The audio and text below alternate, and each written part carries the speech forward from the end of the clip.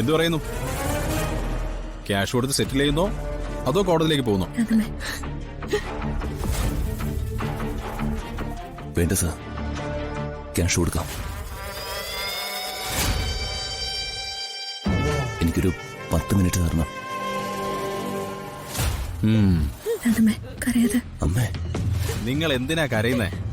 മകളുടെ കുഞ്ഞിനെ കൊല്ലുമ്പോഴേ ഓർക്കണമായിരുന്നു. പ്ലീസ്, നിങ്ങൾ പറയുന്ന എന്ത് ഡിമാൻഡിനും ഞങ്ങൾ തയ്യാറാണെന്ന് പറഞ്ഞില്ലേ? വീണ്ടും എന്തിനാ ഹരാസ് ചെയ്യുന്നേ?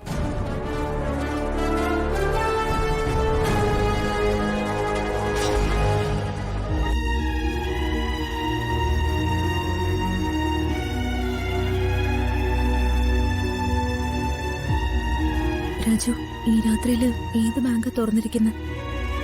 ATM കൂടുതലൊന്നും എടുക്കാനും പറ്റില്ല. ആ രുക്മിണിയുടെ അക്കൗണ്ട് നമ്പർ മേടിക്ക്, ഞാൻ എന്റെ കമ്പനി അക്കൗണ്ടിൽ ട്രാൻസ്ഫർ ചെയ്യാം. ഏയ്, അതൊന്നും വേണ്ട. ഫണ്ട് കുറച്ച് എന്റെ പേരിലും കിടപ്പുണ്ട്. നിന്റെ ഇപ്പൊ എവിടുന്ന ഫണ്ട്? ഞാൻ സ്വന്തം കാശിനല്ലാതെ വീട് വാങ്ങില്ല എന്ന് പറഞ്ഞപ്പോ സാർ എനിക്കൊരു സാലറി അക്കൗണ്ട് തുടങ്ങി. 15 ലക്ഷം അതിൽ നിന്ന് എടുക്കാച്ച. അവരൊക്കെ എന്തൊക്കെ പറഞ്ഞാലും പോയത് എന്റെ കൂടപ്പറപ്പിന്റെ കുഞ്ഞല്ലേ. അതിന് പകരാവോ വെച്ച ഈ 15 ലക്ഷം? എനിക്ക് ഈ കേസിൽ ഒരാളെ മാത്രമേ സംശയമുള്ളൂ, ആ രുക്മിണി. അവരാ ഇത് ചെയ്ത്. അവരും അംബികയും ഒറ്റ കയ്യ.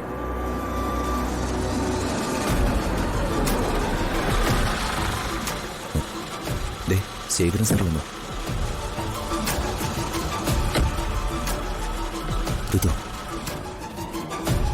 രാജു, അവിടെ ഏട്ടൻ വല്ലാണ്ട് വിഷമിച്ചിരിക്കുക. കാര്യങ്ങൾക്ക് എന്തായി? കാര്യങ്ങള് ഞങ്ങൾ സോൾവ് ചെയ്തു. എങ്ങനെ? ഒരു ചെറിയ സെറ്റിൽമെന്റ്. അതിനാ രുക്മിണി വന്നിരിക്കുന്ന. രാജു, കാശ് എത്ര വേണമെന്ന് പറ, എന്റെ വണ്ടിയിലുണ്ട്. ഏയ്, കാശൊന്നും വേണ്ട സാറേ, അതൊക്കെ ഞാൻ കരുതിയിട്ടുണ്ട്. പിന്നെ വർമ്മ സാറ് കൂടുതലായിട്ടൊന്നും അറിയരുത്. എല്ലാം സോൾവ് ചെയ്തൊന്ന് പറഞ്ഞാൽ മതി. അപ്പോ കാശൊന്നും വേണ്ടല്ലോ? ഏയ്, ഒന്നും വേണ്ട. മൃദു, എന്നാ മൃദു പറഞ്ഞതുപോലെ ഞാൻ ഫണ്ട് ട്രാൻസ്ഫർ ചെയ്യാം. അകത്തോട്ട് ചെല്ലട്ടെ? രാജു, ഞാൻ വരാം. അച്ഛാ.